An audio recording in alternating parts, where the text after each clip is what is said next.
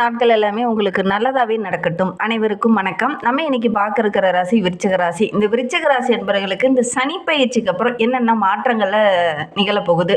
குறிப்பா இந்த சனி பயிற்சி அப்படிங்கிறது ரொம்ப ஒரு முக்கியமான கிரக பயிற்சியா தான் அத பார்க்கப்படுது. இந்த சனி பயிற்சி அப்படிங்கிறது நம்மளுடைய விருச்சிக ராசி என்பவர்களுக்கு மிகப்பெரிய மாற்றத்த கொடுக்கும் அப்படின்னே சொல்லலாம். இந்த 2026 மார்ச் மாதம் 6ஆம் தேதி நடைபெற இருக்கக்கூடிய இந்த சனி பயிற்சினால நம்மளுடைய விருச்சிக ராசி என்பவர்களுக்கு நிறைய மாற்றங்கள் நிகழும். அது எந்த மாதிரியான மாற்றம்? சாதகமான மாற்றமா அல்லது பாதகமான மாற்றமா, எந்த விஷயத்துல உங்க கவனமா இருக்கணும் அப்படிங்கறத தொடர்ந்து இந்த வீடியோல ரொம்ப விளக்கமா சொல்லியிருக்கோம். நிச்சயமா நல்ல ஒரு யூஸ்ஃபுல்லான வீடியோவா தான் இந்த வீடியோ இருக்கும். அதனால வீடியோவை கடைசி வரைக்கும் பாருங்க. நீங்க இப்பதான் ஃபர்ஸ்ட் டைமா நம்ம சேனலை பார்க்கறதா இருந்தா நம்ம சேனலை சப்ஸ்கிரைப் பண்ணிட்டு கூடவே இருக்கிற பெல் ஐக்கானையும் கிளிக் பண்ணிக்கோங்க. அப்பதான் நாங்க போடுற ஒவ்வொரு வீடியோவுமே உங்களுக்கு நோட்டிபிகேஷனா வரும். நீங்க விருச்சிக ராசி அன்பரா இருந்தா மறக்காம நம்மளுடைய சேனலுக்கு ஒரு லைக் கொடுத்துட்டு, உங்களுடைய உறவுகள் வகையில அல்லது நண்பர்கள் வகையில யாராவது விருச்சிக ராசி அன்பர்கள் இருக்காங்க அப்படின்னா மறக்காம இந்த வீடியோவை அவங்களுக்கும் ஷேர் பண்ணி விடுங்க. விருச்சிக ராசியில நீங்க எந்த நட்சத்திரத்துல பிறந்தீங்க அப்படிங்கிறத மறக்காம எங்களுடைய கமெண்ட் பாக்ஸ்ல தெரிவிங்க. ஜோதிட ரீதியா எந்த சந்தேகம் இருந்தாலும் டிஸ்கிரிப்ஷன்ல ஜோதிடரோட வாட்ஸ்அப் நம்பர் கொடுக்கப்பட்டிருக்கு. அந்த நம்பருக்கு கால் பண்ணி முன்பதிவு செய்துக்கோங்க. உங்களுடைய சந்தேகங்களுக்கு நல்ல ஒரு தெளிவு கிடைக்கும். இந்த விருச்சிக ராசி என்பவர்களுக்கு முயற்சி ஸ்தானத்துல, அதாவது சுகஸ்தானத்தோட அதிபதியான சனி பகவான் இந்த 6/3/2026 முதல் பஞ்சமஸ்தானத்துல வந்து அமர்ந்து கலஸ்தரஸ்தானத்தை பார்வையிடுறது, லாபத்தையும் தன ஸ்தானத்தையும் பார்வையிடுவது நல்ல ஒரு மேன்மையை குறிக்கக்கூடிய ஒரு கிரக அமைப்பு தான் நம்மளுடைய விருச்சிக ராசி என்பவர்களுக்கு அப்படின்னே சொல்லலாம். அர்த்தாஷ்டம சனியாகவும் ராசியை பார்ப்பதனால சொல்ல முடியாத பல கஷ்டங்கள் இருந்தாலும் அந்த கஷ்டங்களெல்லாம் தாண்டி இந்த காலகட்டத்தில் நல்ல ஒரு மேன்மையை நம்மளுடைய விருச்சிக ராசி என்பவர்கள் எதிர்பார்க்கலாம். அந்த அர்த்தாஷ்டம சனியோட தாக்கத்திலிருந்து விடுவு காலம் கிடைச்சிருச்சு நம்மளுடைய விருச்சிக ராசி என்பவர்களுக்கு அப்படின்னே சொல்லலாம். சின்னதாக ஏதாவது முதலீடு போட்டிங்கன்னா கூட லம்பாக ஒரு அமௌண்ட் ஆதாயம் கிடைக்கக்கூடிய யோகம் இருக்குது அப்படின்னே சொல்லலாம். ஏன்னா உங்களுடைய ராசியில் உச்சம் பெற்ற சனி பகவான் சத்ருஸ்தானத்தில் அமர்ந்து கடந்த காலத்தில் சின்ன சின்ன செயல்பாடுகள், சிரமங்கள் இதெல்லாம் அனுபவிச்சுட்டு இருந்தீங்க இல்லையா, அதெல்லாம் நீ உங்களை விட்டு விலக போகுது அப்படின்னே சொல்லலாம். இதுனா வரையிலும் என்னென்ன துன்பங்கள் அனுபவிச்சுட்டு இருந்தீங்களோ அந்த துன்பங்களுக்கெல்லாம் நல்ல ஒரு விடுவு காலம் நம்மளுடைய விருச்சிக ராசி என்பவர்களுக்கு இந்த சனி பயிற்சிக்கு அப்புறம் கிடைக்க போகுது அப்படின்னே சொல்லலாம். வீட்டு கடனெல்லாம் கட்ட முடியாமல் வீட்டில் இருக்கிற நகையெல்லாம் கூட எடுத்துகிட்டு போய் அடமானம் வச்சுருப்பீங்க இந்த விருச்சிக ராசி என்பவர்கள். அந்த கஷ்டங்கள்லாம் மாறும். அந்த அடமானம் வச்ச நகையெல்லாம் மீட்கக்கூடிய ஒரு அமைப்பு இந்த விருச்சிக ராசி என்பவர்களுக்கு இந்த சனி பயிற்சிக்கு அப்புறம் அமையும் அப்படின்னு சொல்லலாம். வருமானம் பெருக்கிறதுக்கான நல்ல நல்ல வாய்ப்புகள், சந்தர்ப்பங்கள் இந்த காலகட்டத்தில் உங்களுக்கு அமையும். எந்த நோக்கத்தில் நீங்கள் இறங்குனீங்கனாலும் அதில் ஒரு முன்னேற்றத்தை பார்க்காம ஓய மாட்டீங்க. ஆனால் கடந்த சில ஆண்டுகளாக பார்த்தீங்கன்னா அந்த முன்னேற்றம் அப்படிங்கிறது கொஞ்சம் பின்னடைவாகவே இருந்திருக்கும். எதெல்லாம் இருந்தாலும் ஒரு சறுக்கல், ஒரு தோல்வி, சின்ன சின்ன பிரச்சனைகளை சந்திச்சுட்டு இருந்த நம்மளுடைய விருச்சிக ராசி என்பவர்களுக்கு இந்த சனி பயிற்சிக்கு அப்புறம் நல்ல ஒரு மேன்மையை எதிர்பார்க்கலாம் அப்படின்னு சொல்லலாம். எந்த காரியம் தடைபட்டு நின்றோ, எந்த காரியத்தில் வருமானம் இல்லையோ அந்த காரியத்தில் கூட இந்த காலகட்டத்தில் நல்ல ஒரு வருமானம் கிடைக்கக்கூடிய யோகம் இருக்குது. அடிக்கடி ஆரோக்கிய ரீதியாக சின்ன சின்ன தொந்தரவுகள் அனுபவிச்சிருந்த நம்மளுடைய விருச்சிக ராசி என்பவர்களுக்கு அந்த ஆரோக்கியத்தில் இருந்த பிரச்சனைகள்லாம் இந்த சனி பயிற்சிக்கு அப்புறம் மாறும் அப்படின்னு சொல்லலாம். அதை பற்றி நம்ம இன்னும் விளக்கமாக பார்க்கலாம் வாங்க. வரைக்கும் ஒரு கொந்தளிப்போடு, ஒரு வேகத்தோடு எல்லாருக்கிட்டையும், அதாவது ஒரு பழமொழி சொல்லுவாங்க, நெருப்புல எரியிற இதயம் போல் உங்களுடைய மனசு இது நான் வரைக்கும் இருந்திருக்கும்.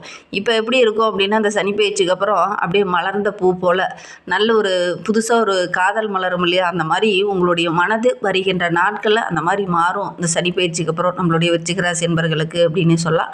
நல்ல ஒரு தீவிரமான உணர்ச்சி உள்ளவங்க இந்த விருச்சிக ராசி என்பவர்கள். இந்த காலகட்டம் அப்படிங்கிறது ரொம்ப ஒரு முன்னேற்றத்தை குறிக்கக்கூடிய காலகட்டமாக அமைந்திருக்கு அப்படின்னு சொல்லலாம். ஏன்னா 4வது வீட்டில் செவ்வாய், ராகு இவங்களுடைய கூட்டு சேர்க்கை இருக்கிறதுனால எரிமலை போல உங்களுடைய வாழ்க்கை துணைக்கிட்ட ஒரு சில விஷயங்களுக்காக எரிந்தெறிந்து பேசின உங்களுக்கு இந்த காலகட்டம் அப்படிங்கிறது நல்ல ஒரு அனுபவத்தை கொடுக்கக்கூடிய காலகட்டமாக அமைந்திருக்கு. அந்த பிரச்சனையெல்லாம் உங்களை விட்டு விலகி நல்ல ஒரு மகிழ்வை அந்த காலகட்டத்தில் எதிர்பார்க்கலாம் இந்த விருச்சிக ராசி என்பவர்கள் அப்படின்னு சொல்லலாம். மனதளவிலையும் சரி, ஆரோக்கிய ரீதியாகவும் சரி, நிறைய குழப்பங்களாக தென்பட்ட நம்மளுடைய விருச்சிக ராசி என்பவர்கள் அந்த குழப்பங்களுக்கெல்லாம் நல்ல ஒரு தெளிவு கிடைக்க போகுது வருகின்ற நாட்கள் அப்படின்னு சொல்லலாம். வாக்குவாதத்தை மட்டும் இந்த காலகட்டத்தில் கொஞ்சம் விட்டுருங்க.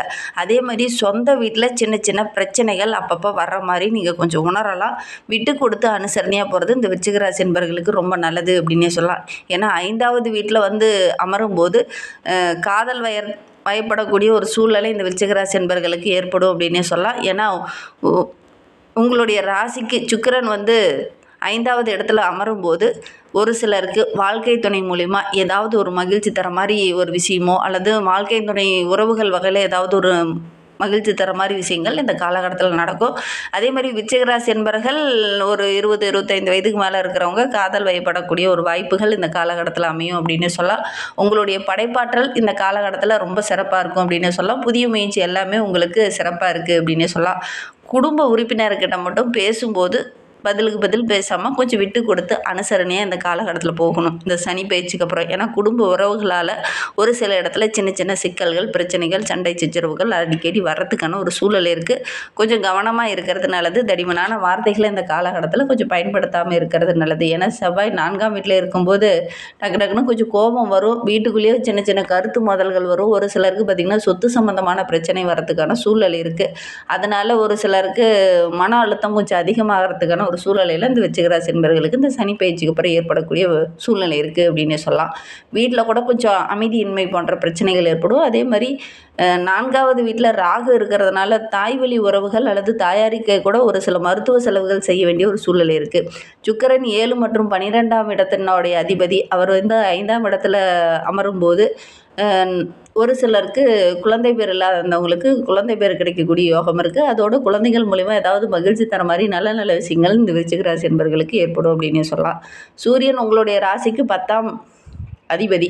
அவர் 5ஆம் வீட்டில் அமரும்போது நல்ல ஒரு மேன்மையை நம்மளுடைய விருச்சிக ராசி என்பவர்கள் எதிர்பார்க்கலாம். வீட்லேயும் சரி வெளியிலையும் சரி இந்த மன அழுத்தத்தோடு இருந்தவங்களுக்கு அந்த மன அழுத்தத்திலேருந்து ஒரு விடுவு காலம் கிடைக்கும் போது சென்ற இடமெல்லாம் சிறப்பாக இருக்குது அப்படின்னு சொல்கிற மாதிரி நம்மளுடைய விருச்சிக ராசி என்பவர்களுக்கு நீங்கள் எடுக்கிற காரியங்கள் எல்லாமே ஓரளவுக்கு வெற்றியாக அமையும் அப்படின்னு சொல்லலாம். நல்ல ஒரு பெயர், புகழ், பாராட்டு இதெல்லாம் கிடைக்கக்கூடிய யோகம் இருக்குது.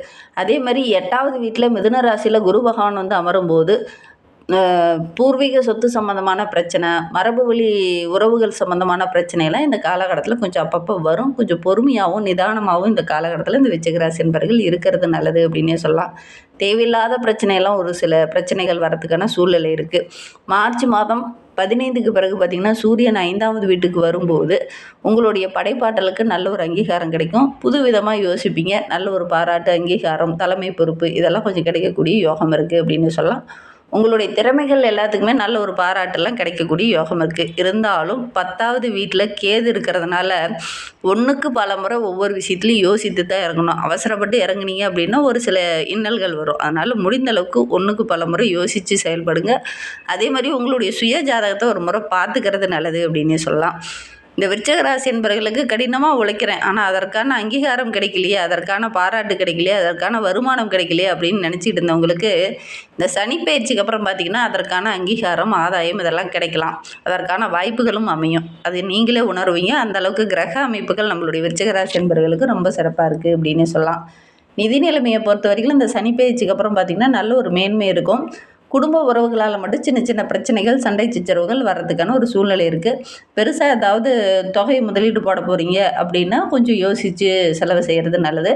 பெருசாக எதுலேயும் முதலீடு போடுறத கொஞ்சம் தவிர்க்கிறது கூட நல்லது. ஏன்னா ராகு இருக்கிறதுனால ராகு உங்களுடைய ராசிக்கு 4ஆம் இடத்துல இருக்கிறதுனால சின்ன சின்ன ஏமாற்றங்களை சந்திக்க வேண்டிய ஒரு சூழ்நிலை இருக்குது. குறிப்பாக நிலம் சம்பந்தமான விஷயத்தில் கொஞ்சம் ஏமாறக்கூடிய ஒரு சூழ்நிலை இருக்குது.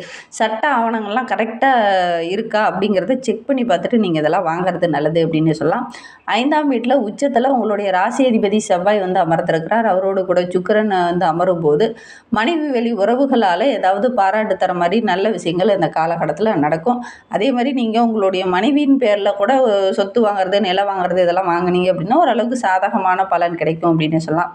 8ஆம் வீட்டில் குரு பகவான் இருக்கிறதுனால பாரம்பரியமான சொத்துக்கள் இருக்கு இல்லையா, அந்த சொத்துக்களால் சில பிரச்சனைகள், வில்லங்கங்கள் வரும். ஒரு சிலருக்கெல்லாம் காப்பீட்டில் கூட ஏதாவது காப்பீடு போட்டு வச்சுருந்தீங்க அப்படின்னா அதன் மூலிமா சின்ன சின்ன பிரச்சனைகள் வரதுக்கான சூழ்நிலை இருக்குது. அதனால் முடிந்த அளவுக்கு இந்த காலகட்டத்தில் இந்த விருச்சிக ராசி என்பவர்கள் கொஞ்சம் கவனமாக இருக்கணும். குறிப்பாக பரம்பரை சொத்து இருக்குது அப்படின்னா அந்த சொத்துனால ஒரு சில வில்லங்கங்கள், தாத்தா மாமா அல்லது பங்காளிகளால் சின்ன சின்ன பிரச்சனைகள் வரதுக்கான ஒரு சூழ்நிலை இருக்குது. கவனமாக இருக்கிறது நல்லது அப்படின்னே சொல்லலாம். 4ஆவது வீட்டில் ராகு செவ்வாய் இவங்க இணைந்திருப்பதனால இந்த 4ஆவது வீடு அப்படிங்கிறது இதயம், நுரையீரல் சம்பந்தமான ஸ்தானம். அந்த இடத்துல செவ்வாயும் ராகும் இணைந்திருக்கும் போது மரபு சார்ந்த ஆரோக்கிய ரீதியாக சின்ன சின்ன தொந்தரவுகள் வரலாம். ஒரு சிலருக்கெல்லாம் சர்க்கரை, சுகர் பேஷண்ட்டாக இருக்கிறவங்களுக்கு தொடர்ச்சி அந்த நோய் வர்றதுக்கான சூழ்நிலை இருக்குது.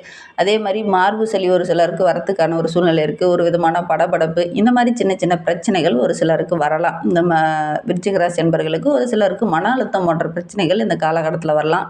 ஒரு சிலருக்கு ரத்தம் சம்பந்தமான பிரச்சனைகள் வர்றதுக்கான வாய்ப்பு இருக்குது. பரம்பரை வியாதி ஏதாவது இருக்குது அப்படின்னா அதெல்லாம் கொஞ்சம் வரத்துக்கான சூழ்நிலை இருக்குது. முன்கூட்டியே நீங்கள் கொஞ்சம் மருத்துவர்கிட்ட ஆலோசனை பெறுறது ரொம்ப நல்லது அப்படின்னு சொல்லலாம். செவ்வாய்க்கிழமை தோறும் அருகில் இருக்கக்கூடிய கோயிலுக்கு, உங்களால் அருகில் எந்த கோயில் இருக்கோ அந்த கோயிலுக்கு வந்து ஒரு சிவப்பு மலர்களாக வாங்கி அர்ச்சனைக்கு கொடுங்க. எந்த கடவுளாக இருந்தாலும் பரவாயில்ல, அந்த கோவிலுக்கு வந்து ஒரு சிவப்பு மலர் வாங்கி அர்ச்சனைக்காக கொடுங்க.